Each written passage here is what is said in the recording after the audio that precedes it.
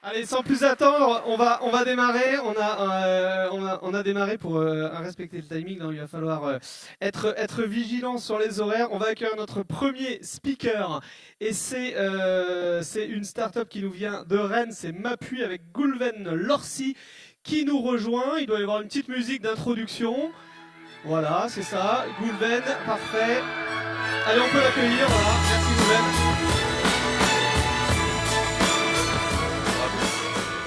Alors c'est jamais simple d'ouvrir le bal, mais voilà, il en faut un. Et Goulven, on est ravi de t'accueillir. On va parler avec toi, dans le domaine de la santé, avec une forte dimension d'innovation. Tu vas nous expliquer tout ça. Je vais lancer le chrono, tu peux te saisir de la zapette, et tu as 10 minutes pour nous expliquer ton historique, ta vision, ton positionnement, tous ces éléments-là, Goulven. Très bien. Eh ben, tout d'abord, Breast Power, hein, je crois que Monsieur Le Goff a bien lancé la journée.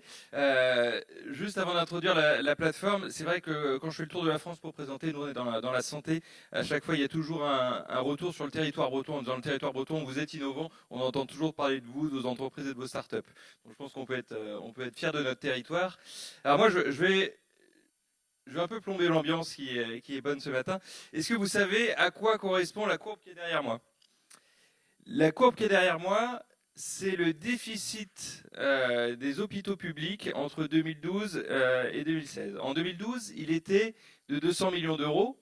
En 2016, de moins 470 millions. Et en 2017, d'1,5 milliard.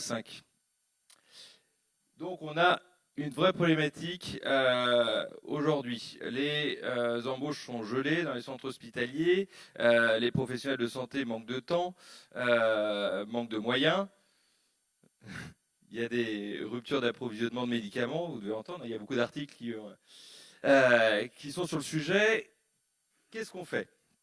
Alors, moi je m'appelle donc Goulven Lorcy, je ne suis pas du tout professionnel de santé, je suis ingénieur informaticien, je m'occupais d'une école d'informatique, Epitech à Rennes, et j'ai un ami pharmacien hospitalier de Saint-Malo, qui est un ami de collège, qui est venu me voir avec une problématique des médicaments qui arrivent à péremption dans les centres hospitaliers. Alors il y a des médicaments qui sont commandés pour des patients, c'est des médicaments très onéreux, par exemple des anticancéreux, et ça peut être des traitements à 8 000 euros la semaine. Et quand le patient est transféré d'hôpital, décède malheureusement ou ne supporte pas le produit et qu'il n'y a pas d'autres patients avec la même pathologie, bah, le médicament reste sur les étagères de l'hôpital. Mais souvent, il a une péremption courte. Donc, les médicaments, malheureusement, souvent sont jetés. Et comment les centres hospitaliers communiquent? Bah, ça communique encore en interne.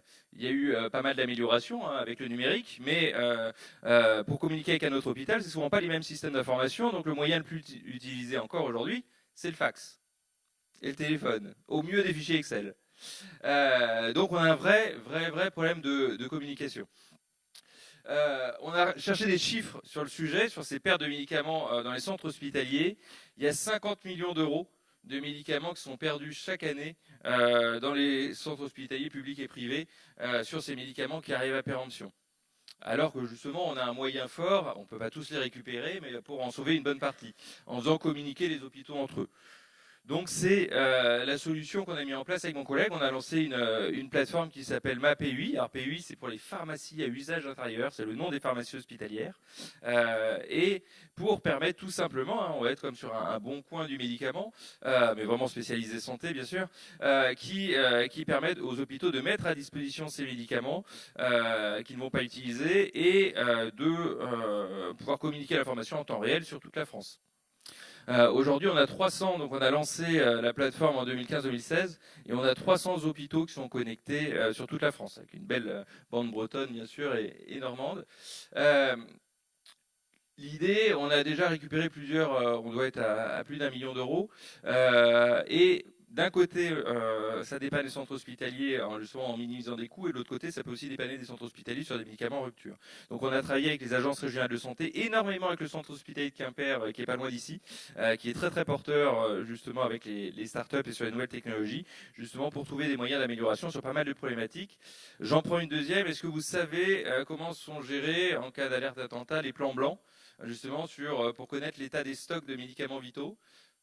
Et ben encore une fois, c'est par téléphone. Il y a un pharmacien qui va appeler tous les centres hospitaliers un par un autour de chez lui en escargot pour noter l'état des stocks. Alors que c'est des choses, nous on se synchronise justement sur les logiciels de gestion de stock des hôpitaux, justement pour pouvoir remonter ces informations-là en temps réel et avoir des informations qui sont assez logiques de remonter ces informations-là pour les professionnels de santé.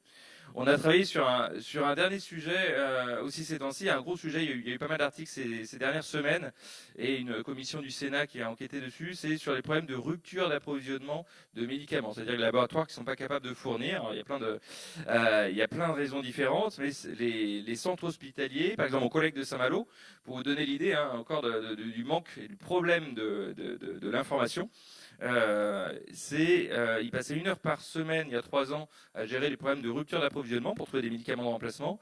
Aujourd'hui, c'est 1 heure par jour. Donc on est sur des problématiques qui sont extrêmement chronophages et qui fait que les professionnels de santé, au lieu d'être consacrés à leur métier, sont en train de courir après l'information. Et ça, c'est quelque chose qu'on est capable de régler avec le numérique. On est capable justement d'agréger toutes les informations pour leur donner l'information en temps réel, pour qu'ils puissent facilement justement prendre les bonnes décisions et être consacrés à leurs tâches. Une deuxième problématique sur laquelle on travaille, on parle justement de ce problème d'information. Il est vrai là sur les médicaments, mais c'est vrai aussi sur un patient, sur la gestion du patient. Quand un patient va d'un hôpital à un autre, d'un professionnel de ville à l'hôpital, etc., il y a aussi pas mal de problèmes de rupture d'information, même beaucoup. Quand vous arrivez à l'hôpital, globalement, si vous n'avez pas un dossier dans cet hôpital-là, vous êtes un parfait inconnu. Et on est en 2018. On n'a pas de numéro identifiant unique aujourd'hui, ça va être le cas en 2020, d'un patient. C'est-à-dire que le numéro de carte vitale, les enfants, tout le monde n'a pas, si on prend les enfants n'ont pas un numéro de carte vitale attribué, donc c'est en plus un numéro qui n'était pas utilisable jusqu'en 2017 par les logiciels informatiques, parce qu'on peut reconnaître le patient avec les premiers chiffres, il y a l'année de naissance, le département, etc.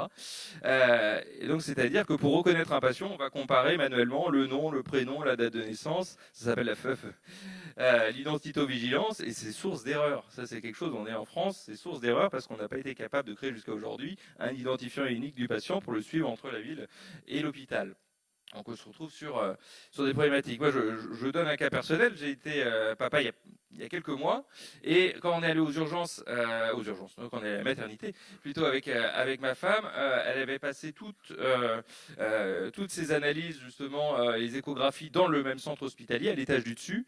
Et le jour où on est arrivé, la sage-femme n'avait pas les informations parce que j'étais pas parti avec le dossier sous le bras, justement, sur l'urgence de la situation. Et donc, je lui ai fait perdre un quart d'heure pour me connecter sur ma boîte mail sur son ordinateur pour aller récupérer, et encore je les avais l'avantage en numérique, pour aller récupérer l'information. Là on est carrément sur un problème dans le même hôpital.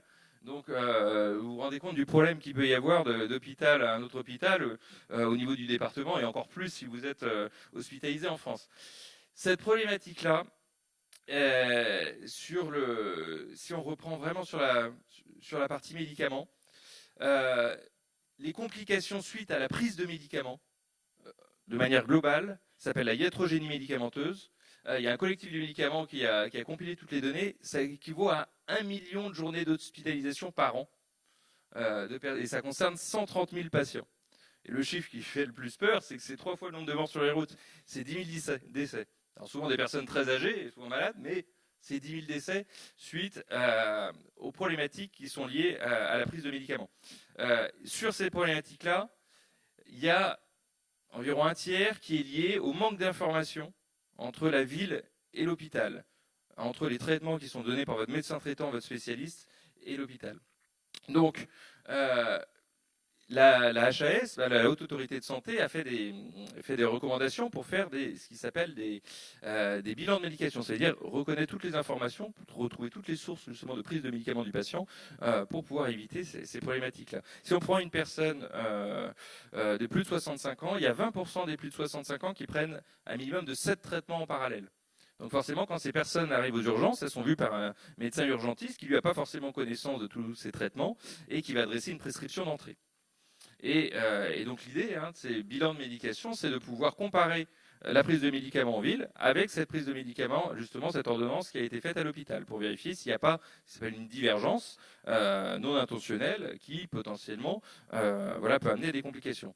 Et donc aujourd'hui, c'est quelque chose qui se fait, ça s'appelle la conciliation médicamenteuse.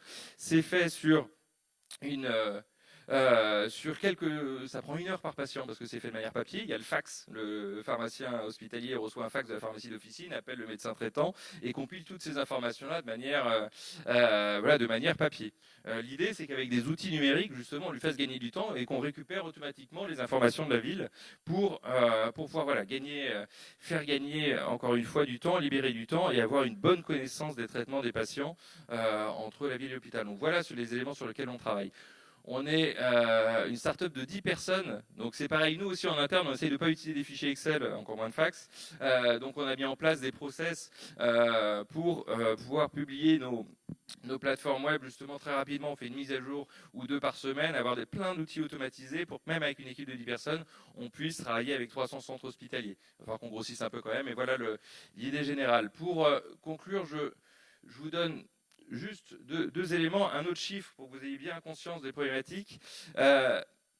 Savez-vous, là je le montre un peu, mais si on vous détecte un cancer à l'hôpital, quand vous revenez voir votre médecin traitant, dans les 4 mois qui suivent, il n'y a que 30% des médecins traitants qui ont l'information complète sur la détection de cancer qui s'est passée à l'hôpital. Donc voilà encore un exemple de rupture d'information. Et avec justement les plateformes modernes, l'idée c'est quand le patient sort de l'hôpital, automatiquement tout son dossier déjà lui soit transmis à lui, qu'il ait une information sur ses prises de médicaments, mais que les dossiers puissent être aussi renvoyés vers les professionnels de ville. Alors il y a le dossier médical partagé qui va arriver, que vous allez tous savoir. C'était en test en Côte d'Armor justement, on était une des premières régions pilotes. Alors la version 2, parce que la version 1 avait 15 ans et n'a pas réellement marché. Mais là, normalement, on y est. Mais le problème, c'est ça, c'est un tuyau. Donc, il faut apporter aussi tous les outils numériques autour pour améliorer les choses. 30 secondes pour terminer. Voilà, je conclus. Donc, nous, on n'arrive pas avec des solutions. On n'est pas. Il y a un professionnel de santé qui m'a dit, ouais, c'est bien votre présentation, mais c'est nous qui trimons aujourd'hui. C'est pas vous, Zoro, qui arrivez avec la bonne solution. Non, nous, on est juste là pour apporter des caps numériques. Et augmenter les super pouvoirs des professionnels de santé. C'est juste l'idée. C'est pas des choses compliquées, on fait pas de la big data ou du blockchain. On est déjà juste sur l'étape d'avant, sur structurer l'information dans les hôpitaux et les faire communiquer entre eux pour améliorer, et les hôpitaux et les professionnels de ville, pour déjà faire gagner du temps à tous ces professionnels et avoir des connaissances complètes sur la prise médicamenteuse du patient. Donc voilà, je finis. Moi, mon espoir là-dedans, c'est que pour nos enfants, petits-enfants, c'est que dans 20 ou 30 ans, justement, quand ils iront à la maternité avec leur femme, il y ait une connaissance complète justement de la prise de médication du patient, que ce soit dans le même hôpital, que ce soit dans la même région ou partout dans le monde, justement avec cette transformation XXL du monde numérique de demain. Merci à tous.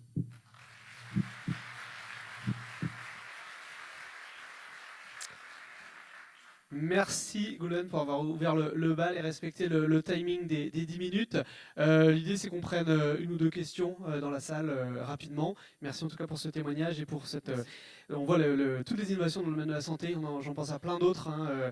Faire gagner du temps en tout cas aux praticiens. Je pense à une start-up de Brest, Round Innovation, qui essaye d'optimiser aussi le temps passé dans les salles d'attente en commençant à collecter de l'information pour aussi faire gagner du temps derrière aux personnes. Il y a plein de start-up innovantes à Rennes. Il y en a une, alors je ne sais plus c'est quoi son nouveau nom, mais Smart Pantoufle aussi qui détecte les chutes pour pouvoir, des personnes âgées notamment la nuit, pour pouvoir... bref, il y a énormément d'innovations dans le domaine de la santé. C'est très innovant. Est-ce que vous avez des questions dans la salle ? Alors il y a les micros qui se baladent, donc si vous avez des questions, vous pouvez. Alors comme souvent, la première question du public est la plus difficile à poser. Je vous propose qu'on passe directement à la deuxième question du public. Bon, c'est ma blague habituelle et souvent ça ne marche pas à tous les coups, mais ça permet de dérider un peu et puis de poser une question. Alors, est-ce que vous avez des questions ? Oui ? Alors attendez, le micro vient à vous. La technologie arrive. Bonjour, bienvenue. Oui, bonjour. C'est un problème en fait qui, s'il n'est pas pris en considération par tous les établissements hospitaliers de France, est-ce qu'on peut le régler, les services publics, est-ce qu'ils le prennent en main réellement ? Quel accompagnement en fait vous avez de... Oui et non. Non, pour répondre à la question, c'est vrai qu'on travaille avec les ARS, les agences régionales de santé. Je vais au ministère en fin de journée, c'est pour ça que je vais vous quitter juste après, justement, pour en parler. Et ils ne savent pas encore comment travailler réellement avec les startups. C'est-à-dire qu'on peut pas eux, c'est des organismes publics. Vous n'êtes pas une asso, donc on ne sait pas exactement comment vous financer. Donc il faut qu'on attende qu'il y ait un appel à projet qui correspond globalement à votre thématique pour qu'on puisse financer quelques hôpitaux. Et puis c'est des budgets qui sont souvent limités. Heureusement, là depuis quelques mois, il y a des gros appels à projets, qui s'appelle l'article 51, où on peut justement définir enfin des projets d'ampleur justement régionale ou nationale avec une résolution de ces problématiques-là. Par exemple, un des points sur lesquels on travaille, c'est que ces échanges de médicaments d'un hôpital à un autre, on est encore borderline côté réglementation. Il faut que ça évolue parce qu'on est tous d'accord pour se dire qu'un médicament qui reste sur l'étagère de l'hôpital, c'est différent en plus des médicaments qui sont à la maison, parce que là il y a un professionnel, on sait qu'il a été gardé dans des bonnes conditions et on est capable d'avoir une traçabilité complète. Donc il faut qu'il puisse être échangé de manière simple avec un autre centre hospitalier. Donc il y a encore du travail, il y a de l'accompagnement, il y a pas mal de structures, il y a des structures comme Idées de Santé, il y a pas mal d'événements qui sont et de structures d'accompagnement. La région Bretagne nous a beaucoup aidé parce que les hôpitaux, ça met à peu près 3 ans entre le moment où ils vous voient. Ils vont décider de passer par tous les organes et d'avoir le paiement. Pour une start-up, c'est un modèle économique un peu très difficile. On parlait de levée de fonds tout à l'heure. Nous, on avait tous les investisseurs. Ah, c'est super, votre projet est génial. Et qui sont vos payeurs, les hôpitaux publics? Ah bah, on investira chez vous plus tard. Donc il y avait cette difficulté justement de trouver des financements et de pas mourir sur les premières années. Ça y est, on a passé le cap maintenant. Et donc, c'est en train de se préparer. Mais c'est vrai que nous, on arrivait avec une plateforme web à l'hôpital. Pour eux, c'était LinkedIn, Facebook, ils ne comprenaient même pas que ça avait une valeur. On nous disait, non, mais une plateforme web, c'est gratuit. On fait, non, mais c'est comme un logiciel en dur. On fait, non, mais il n'y a pas besoin de changer les machines. Il n'y a pas tout le process qu'il y a habituellement, justement, de mise en place d'un nouveau logiciel. Là, ça fonctionnait tout de suite. Et c'était presque une problématique au début, parce qu'on arrivait avec un nouveau paradigme sur des solutions qui peuvent être simples, en fait, qui ne sont pas forcément des solutions extrêmement onéreuses et qui peuvent se mettre en place facilement. Donc, ça commence à arriver. Les acteurs publics commencent à prendre conscience. C'est pour ça qu'on a pu rencontrer la Haute Autorité de Santé, l'Ordre des pharmaciens, qui commence à se structurer. Les financements sont encore un peu plus longs, mais il y a une bonne dynamique et on a énormément de startups. Ce que tu disais tout à l'heure, de startups e-santé en Bretagne. Donc en plus, voilà, on n'est pas tout seul, on est tout un groupe et bien accompagné. Allez, parfait. Merci beaucoup, Goulven. On va s'arrêter là.